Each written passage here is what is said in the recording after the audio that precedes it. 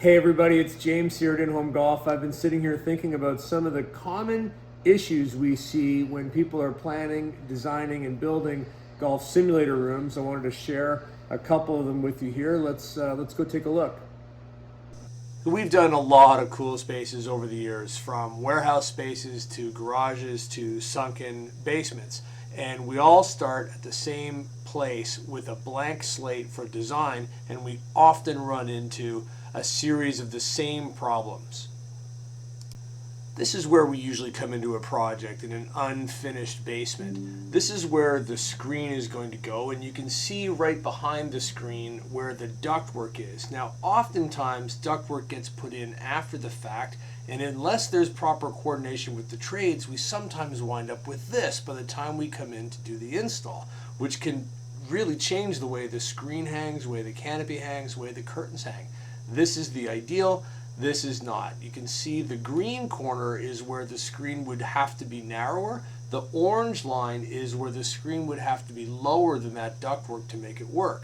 The workaround to that would obviously be if you had lots of height and that extra height didn't matter and you could just come down below, but it's definitely a problem worth resolving in advance before we get on site. Here's another situation where a massive bulkhead was not in the design drawings. This whole bulkhead across the top wasn't supposed to be there. Thankfully, it was mostly air, and we were able to carve out a little space so we could mount our projector and inset it into this space. It worked out well in this situation, but we run into bulkheads more often than we would expect to. You can see here, and here, and here.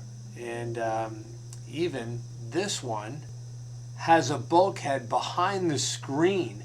We actually had to move the screen forward 2.5 feet. You can't tell, but the room is shorter than it should have been.